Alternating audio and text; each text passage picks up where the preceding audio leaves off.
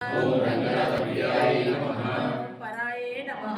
ओम विश्वपराय नमः। लक्ष्मी प्रेसज्ञे नमः। ओम श्यामाय नमः। दयाचित दुर्गंचलाय नमः। ओम कारुण्याय नमः। ब्रह्मणाय नमः। ओम वदनाय नमः। ओम लीलामानुषरूपिणे नमः। ओम नमस्याय नमः।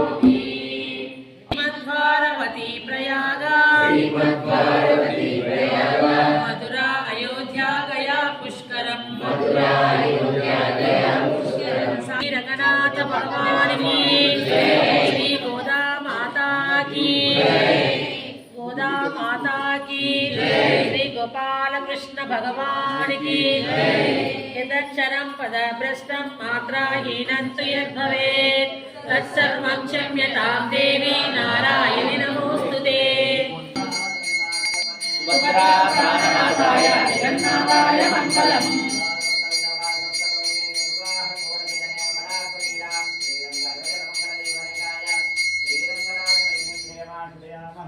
कल्याणाभृतगात्राय कामितार्थप्रदायने श्रीमन्वेङ्कटनाथाय श्रीनिवासाय मङ्गलम्।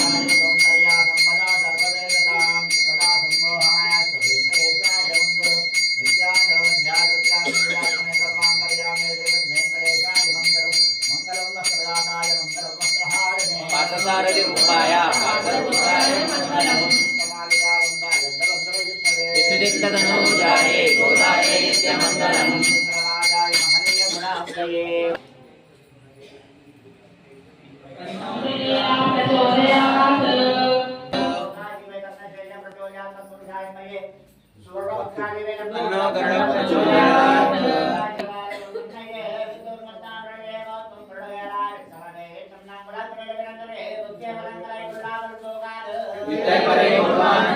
गोविंदा விரும்பிக்கும் உந்தன்னோடும் ஜமேயாவுக்கே நம சிவோம் மமதேனல்லா மங்கள் மாத்தேலோ ரெம்பாவாய் கோவிந்தா வெங்கடரமண கோவிந்தா అలరిన చైతన్యాత్మకుడెవ్వడు కలడెవ్వడ చెడగలడనిలా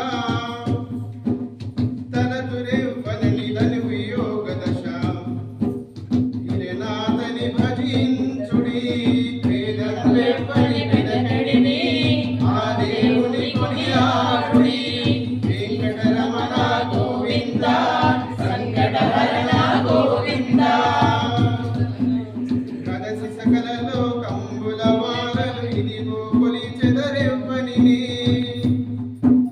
త్రిదశ వెందుడగు తిరువేంకటపతి త్రిదశ వెందుడగు తిరువేంకటపతి వెదకి వెదకి సేవించుడి వేదం వెవ్వని వెదకడిని ఆ దేవుని కొనియాడుడి వెంకటరమణ గోవింద సంకటహరణ గోవింద గోవింద హరి గోవింద వెంకటరమణ గోవింద గోవింద హరి గోవింద వెంకటరమణ గోవింద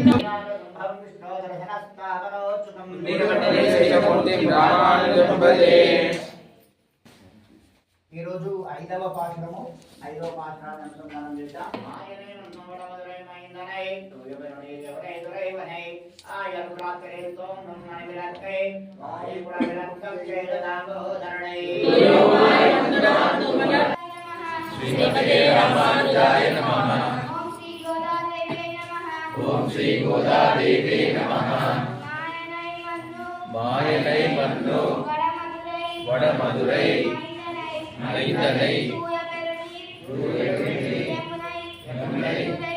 துறைவனை ஆயர் குலத்தில் தோன்றும் மணிவிளக்கை தாயக்குடல் இலக்கம் சேகதாமோதரனை ஊயோமாய் வந்தனா ஓயப்பிள்ளையும் ஊதருவா நின்றனவும் தீனால் துஷாகும் செப்பேலோ வெம்பாவாய் மாயனை மன்னோ வடமதுரை மைந்தனை தூயபெருமை யமுனை துறைவனை ஆயர் குலத்தில் தோன்றும் மணிவிளக்கை தாயக்குடல் விளக்கம் சேகதாமோதரனை தூயோமாய் வந்துனா தூமலர் தூய்தொழுது வாயினால் பாடி மனத்தினால் சிந்திக்கா ஓடவில்லையும் புகுதருவா நின்றனவும் தீனில் துஷாகும் செப்பேலோ ரெம்பாவாய் நீலாதுங்கா సరగిరితటి శుద్ధ ఉద్బోధ్య కృష్ణం ఆరాధ్యం స్వం శృతి సదశిరసిద్ధ మధ్యాపయంతి శోచిష్టాయ సజనిగణితం యాబల కృత్యభుక్తే గోదాతస్యై నమైదమిదం భూయ ఏవాస్తు భూయః అన్నవయల్ புதுவை ஆண்டாள் அரங்கற்கு பண்டு திருப்பாவை பல்பதியம் இன்னிசையால் பாடி கொடுத்தார் நற்பாமாலை பூமாலை சூடி கொடுத்தாரை சொல்லு சூடி கொடுத்தார் சுடற்கொடியே தொல்பாவை பாடியவல்ல பல்வரையாய் நாடினி வெங்கடவர்க்கு என்னை விதி என்ன விமார்த்தம் நான்கடவா வண்ணமே நல்கு श्रीमते रामानुजाय नमः श्री गोदादेवी नमः श्री सुदर्शनहेतराजाय नमः श्री अल्वेलुंगापद्मावती गोदादेवी समेतश्री श्रीनिवासब्रह्मणे नमः गरुडाय नमः భాగవత అలంకరించినటువంటి భాగవతులందరూ కూడా దాదాపు అమ్మ శరణదాసు మీ అందరి మీద ఆచార్య అమ్మవారి స్వామి వారికి భగవంతులారా ఈ ధనుర్మాస ఉత్సవంలో 5వ రోజు నేటితో పూర్వరంగము సమాప్తము అయిపోతుంది. ఇప్పటి వరకు కూడా అమ్మవారు స్వామివారిని ఒక్కొక్క నామంతో పొగుడుతూ పాటలు పాడుతూ వచ్చింది. ఇవాళ కూడా అమ్మవారు ఒక నామంతో స్వామివారిని పొగుడుతుంది. ఇవాళ గోపికలందరూ కూడా ఒక దగ్గర సమావేశం అయినారు. ఎందుకు అంటే మరి రేపటి నుండి ధనుర్మాసం ఆరంభం అవుతుంది కదా, మరి ఎలా చేయాలి, ఏ విధంగా చేయాలి, దాని గురించి అంతా కూడా చర్చించుకోవడానికి ఇవాళ అందరూ సమావేశమయ్యారు. ఇక్కడ వచ్చినారు, అందరూ సమావేశమయ్యారు. దాంట్లో ఇక సందేహాలు ఉంటాయి కదా, డౌట్స్, అవన్నీ కూడా క్లారిఫికేషన్ చేసుకోవాలి కదా. ఒక్కొక్క గోపిక ఒక్కొక్క సందేహాన్ని వెలిపించుతూ ఉన్నది. ఇప్పుడు ఒక గోపిక అంటున్నది, మరి మనము పాపం చేసినాం కదా, అందరూ కూడా పాపాలు చేస్తారు, ఎవరు కూడా పుణ్యం చేస్తారు, అస్సలు పాపం చేయని వాడు ఎవరు, అందరూ పాపాలు చేస్తారు. మరి పాపములు ఉన్నప్పుడు భగవంతుడి దర్శనం ఎట్లా అవుతుంది అని ఒక గోపిక తన సందేహాన్ని వెలిబుచ్చుతుంది. అప్పుడు ఒక గోపిక ఏం చెప్తుంది అంటే, పాపాలు పోవడానికి మనము భగవంతుని వ్రతాన్ని ఆచరిస్తున్నాము కనుక అవన్నీ కూడా భగవంతుడే చూసుకుంటాడు. పాపాలు ప్రక్షాళన చేయడం కూడా భగవంతుడు అంతే కనుక భగవంతుడే చూసుకుంటాడు. కనుక మనం దాని గురించి చింతించాల్సిన అవసరం లేదు అని చెబుతుంది. మరి ఇంకో గోపిక ఏముంటుందంటే, ఈమె పురాణాలు చదివినటువంటి గోపిక శ్రీరాముని పట్టాభిషేకంకు వశిష్ఠ మహర్షి అద్భుతమైన ముహూర్తం పెడతాడు కానీ ఆ ముహూర్తానికి ఆయన వనవాసానికి పోవాల్సి వచ్చింది. మరి అంతటి సాక్షాత్ భగవంతుడేనా, భగవంతుని అంశనే, ఆ అవతారమే రామావతారం, అతనికే మరి కర్మ తప్పలేదు కదా, మరి ఎట్లా అని ఇంకో గోపిక అక్కడ అడుగుతూ ఉన్నది. అడిగితే అక్కడ ఏం చెప్తున్నారంటే, వశిష్ఠుడు అసలు పట్టాభిషేకానికి ముహూర్తం పెట్టాడా? పట్టాభిషేకం కొరకు పెట్టలేడు, వనవాసం కొరకే పెట్టాడు. ఎందుకు అంటే రాక్షస సంహారం జరగాలి. ఆయన ఒకవేళ పట్టాభిషేకం అయ్యి రాజు అయిననుకోండి, బయటకు పోలేడు, అరణ్యాలకు పోలేడు, ఎప్పుడో ఒకసారి పోతాడు. కానీ వనవాసానికి పంపించిండనుకో 13 ఏళ్లలో మొత్తము రాక్షస సంహారణ జరిగేసి అప్పుడు వచ్చేసి పట్టాభిషేకం చేసుకుంటే అంత ఆనందంగా ఉంటుందని చెప్పేసి ఆ విధంగా ముహూర్తం పెట్టారు. సరే, ఇంకో గోపిక అడుగుతుంది. కావ్యాలు రచించేటువంటి గోపిక ఒక చిన్న కావ్యం చదివింది. ఏమని? రాత్రి గమిష్యతి భవిష్యతి సుప్రభాతం భాస్వానుదేశ్యతి అశిష్యతి పంకజశ్రీ ఇత్తం విచింతయతి పద్మకటే ద్విరేపే హా హంత హంత నల్డీం గజ ఉజ్జహార. అంటే ఒక సరస్సులో తామర పుష్పం ఉంది. ఆ తామర పుష్పంలో ఉన్నటువంటి మధురాన్ని గ్రోలడానికి ఒక తుమ్మెద వచ్చింది. ఆ తుమ్మెద ఆ మధురాన్ని తీసుకుంటూ మత్తులో అలానే ఉండిపోయింది.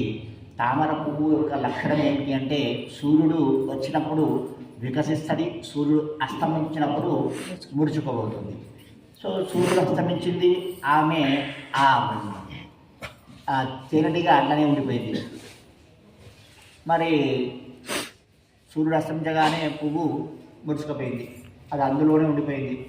సరే, ఏమనుకుంటుందంటే, తెల్లవారి సూర్యుడు రాకపోవడా, ఆ పుష్పం వికసించకపోదా, నేను బయటకు వెళ్ళకపోవునా అని అనుకుంటుంది. కానీ దాని కర్మ ఎట్లా ఉన్నది అంటే, ఆ సాయంకాలము ఒక ఏనుగు కొలంలో నీళ్లు తాగడానికి వచ్చింది. కొలంలో నీళ్ళు తాగింది. అది తాగి వెళ్ళిపోక ఏం చేస్తుందంటే, ఈ తామర ఆ పుష్పాన్ని తెంపి బయటపడిస్తుంది. తెంపి బయటపడిస్తున్న దాంట్లో ఏముంటుంది? ప్రాణం ఉండదు. అది అట్లే ఉండిపోతుంది. దాంట్లో ఆ ఆ జీవి అలాగే ఉండిపోయి చనిపోతుంది. అంటే కర్మ అనేటువంటిది ఆ విధంగా ఉంటుంది అని చెప్పేసి ఆమె అంటుంది.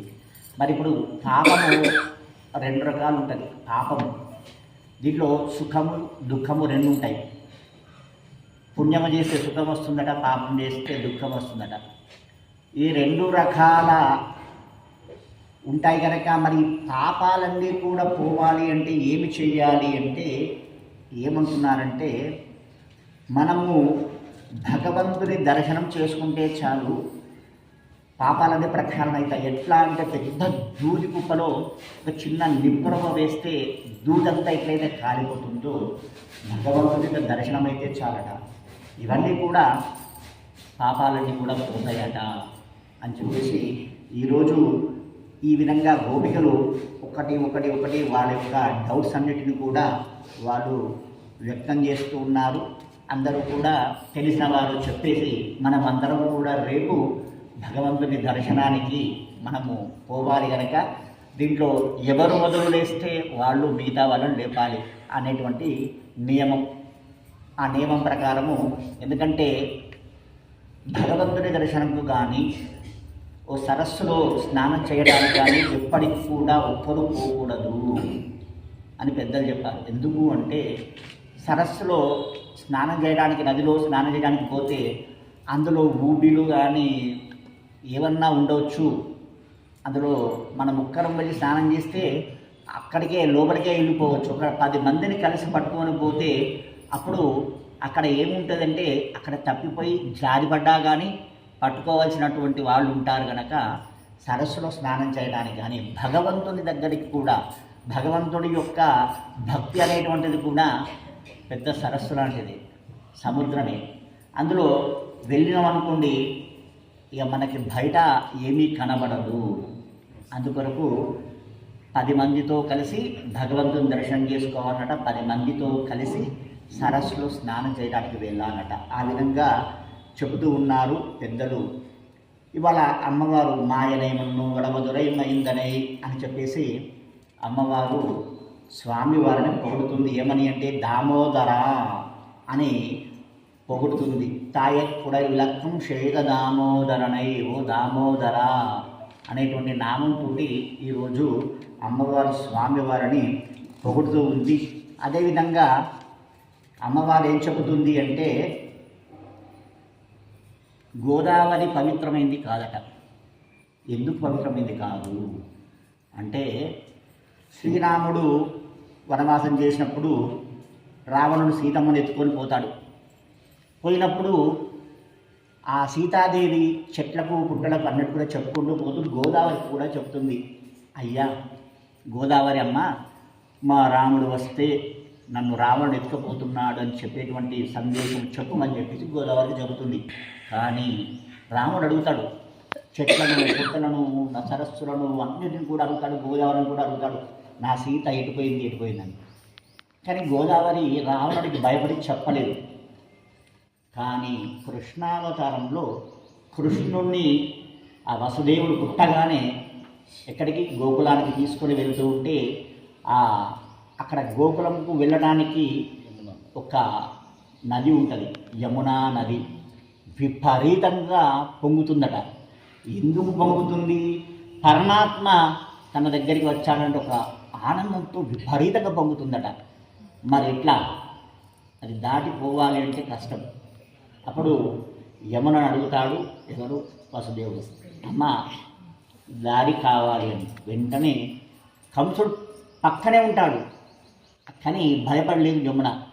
వెంటనే ఇలా దారి ఇచ్చేసింది. దారి ఇవ్వగానే చక్కగా వెళ్ళిపోతాడు. కనుక యమునా నది పవిత్రమైనది, గోదావరి పవిత్రము కాదు అని ఇక్కడ అమ్మవారు చెబుతుంది పాశురంలో. ఈ విధంగా అమ్మవారు ఈరోజంతా కూడా భగవంతుని కొరకు మనము రేపు చేసుకునేటువంటి కార్యక్రమం కొరకు అందరూ కూడా సమావేశమయ్యారు. ఎక్కడెక్కడ ఇక్కడ వాళ్ళు అక్కడ వెళ్ళిపోతారు. ఇవాళ రేపు ప్రొద్దున ఒక్కొక్క గోపికను 10 రోజులు 10 మంది గోపికలు లేపుతారు. ఒక్కొక్క గోపికను లేపుకుంటూ అమ్మవారు వస్తూ ఉంది. దీంట్లో అమ్మవారు ఇంకేం చెప్తుంది? తూమలరు తూవి తొజుదు. పరిశుద్ధమైనటువంటి పుష్పాలను స్వామివారికి సమర్పించాలట. మనము పూజ చేసేటప్పుడు ఏ పుష్పాన్ని సమర్పించాలి? మనసు పుష్పాన్ని సమర్పించాలి. మనము విపరీతమైన అలంకరణ చేస్తాం. ఇక చేసి ఫోటోల మీద ఫోటోల కొరకు తప్ప భగవంతుడి మీద చిత్తం ఉన్నది. ఒక్కటే జ్ఞాపకం పెట్టుకోండమ్మా, మీరు ఇంట్లో ఏ పూజనే చేయండి, ఎవరిని బంధువులను పిలుచుకోండి, చివరికి సత్యనారాయణ పూజ అయినా పర్వాలేదు, పూజ మీద కూర్చుంటే మాత్రం చిత్తం పూజ మీద పెట్టుకోండి. ఎందుకు అంటే మీరు చేసుకునేది మీ కొరకు. ఆ పూజ అయిన తర్వాత వచ్చిన వాళ్ళని మాట్లాడియండి. కానీ సత్యనారాయణ పూజకైనా సరే అసలు పూజ మీద దృష్టి ఉండదు, ఏముండదు. ఇక సత్యనారాయణ వ్రతం కథ ప్రారంభమవుతుంది కదా, వాడికి అయ్యగారికి వాడి వరకే చదువుకుంటాడు. ఎందుకంటే వీళ్ళంతా ముచ్చట పోతారు కదా, ఎవరు కూడా సత్యనారాయణ పూజ అయ్యో అప్పుడే అయిపోయింది ఆ కథ. అట్లా అంటే చిత్తం అనేది ఉండదు. కనుక చిత్తము పెట్టుకొని 5 నిమిషాలు, ఎక్కువ కూడా అవసరం లేదు, పూజ గంటలు చేయమని చెప్తున్నాడు.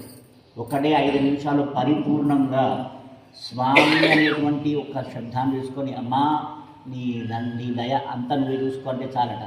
నువ్వు ఏం పెట్టాల్సిన అవసరం లేదు. మనసు ఒక పుష్పాన్ని, ఒక తులసి దళాన్ని సమర్పిస్తే చాలు, ఏం అవసరం లేదు. కోరికలు చెప్పుకోవచ్చు. కోరిక వాడే చూసుకుంటాడు. ఇప్పుడు మనం పుట్టించిన వాడికి తెలియదా ఏమి ఇవ్వాలి ఏమి ఇవ్వకూడదని నేను చెప్పాలి, మనకు తెలుసు కదా. మనం చెబుతాం కానీ మన కర్మను బట్టి ఆ కర్మ అనుసరించవేస్తాడు. కర్మ కూడా ఆ కర్మ అయిన తర్వాత మనకు ఇస్తాడు. ఇప్పుడు చాలామంది కొంతమంది భగవాన్ ఎన్ని పూజలు చేసినా కానీ బెస్ట్ అంటాడు. కాదు, చూస్తున్నాడు. అంటే నీ కర్మ ఇప్పటి వరకు ఉంది, కాపాడుతాడు. నేను ఎక్కడ కూడా నేను డిస్టర్బెన్స్ చేయడు, కాపాడుతూనే ఉంటాడు. కానీ కర్మ అయిపోయిన తర్వాత మీరు ఊహించని స్థాయిలో ఉంచుతాడు. అదే భగవత్ తత్వం. కర్మ అనుభవించాలి. మనం ఎప్పుడన్నా మనము పరిపూర్ణంగా మనం స్వామిని కొలుస్తామా? ఎవరైనా కొలుస్తారా? ఎవ్వరు కొలవరు. పరిపూర్ణంగా దండం పెట్టరు. వచ్చి ఎవరైనా సరే, అయ్యా స్వామి నువ్వు గిన్నె రోజులా నిలబడి ఉన్నావు, నీ కాలు గుంజుతున్నాయా అంటారా? ఏమన్నారు? అయ్యా నాకు ఈ కోరిక అయింది, ఈ కోరిక కావాలి, ఇన్ని రూపాయలు కావాలి, గిది కావాలని చెప్తాం. కానీ స్వామి ఇన్ని రోజుల నుంచి నిలబడి ఉన్నావు, చూస్తున్నావు, పాపం నిద్ర లేదు, ఏమీ లేదు. స్వామి నువ్వు చల్లగా ఉంటే చాలు మనం కూడా చల్లగా చూస్తాం. మీరు అంతకుముందు భిక్షాటనకు వస్తుండే మన ఇళ్ళకు, ఇప్పుడు బంద్ అయిపోయింది. మనము ఇంత మన దగ్గర ఉన్న అన్నమో ఏదో వచ్చి పెడతాం. పెడితే వాళ్ళు ఏమంటారు? నీ కడుపు చల్లగా ఉండా. అంటే కడుపు చల్లగా ఉంటే మొత్తం అంతా చల్లగా ఉన్నట్టే. ఇల్లు ఏదైనా ప్రాబ్లం ఏంటంటే ఈ బాడీ మొత్తము ప్రాబ్లమే. అంటే నీ కడుపు చల్లగా ఉండా అని ఆశీర్వాదం చేస్తారు. అట్లా అందుకొరకు భగవంతుణ్ణి మనము మనసు అనేటువంటి పుష్పముతోటి ప్రార్థన చేస్తే భగవంతుడు ఖచ్చితంగా మనల్ని కాపాడతాడు. కలియుగంలో చాలామంది కూడా అనుభవించిన వాళ్ళు ఉన్నారు. వాళ్ళ గురించే రేవ నుంచి చెప్తుంది అమ్మ.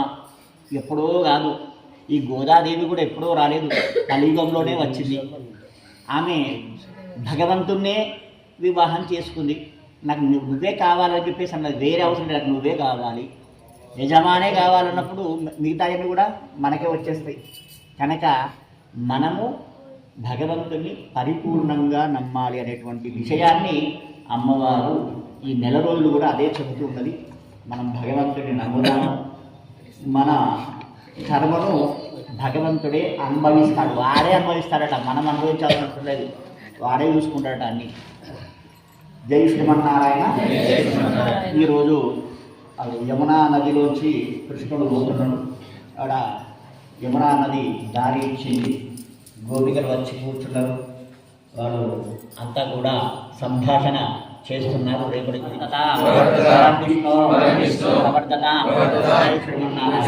శనివారం ధనుర్మాసంలో మొదటి శనివారం ప్రతి సంవత్సరం మనము కలిశాలని కార్యక్రమం ఏర్పాటు చేసుకుంటాం. కనుక రేపు వచ్చేటప్పుడు కూడా అందరూ కలశాల్లో బియ్యము యథాశక్తి దక్షిణ తీసుకొని వస్తే రేపు ఇది కాగానే సంకల్పం చేసుకొని ప్రదక్షిణ చేసి గోవింద నామాలతోటి ఆ కలశంలో ఉన్నటువంటి ఆ మనం తీసుకొచ్చినటువంటి బియ్యాన్ని ద్రవ్యాన్ని ఇక్కడ అమ్మవారికి సమర్పిస్తాము. ఆ ద్రవ్యము మనకి మళ్ళీ ప్రసాదంగా మనకి వస్తుంది. జై శ్రీమన్నారాయణ. జయ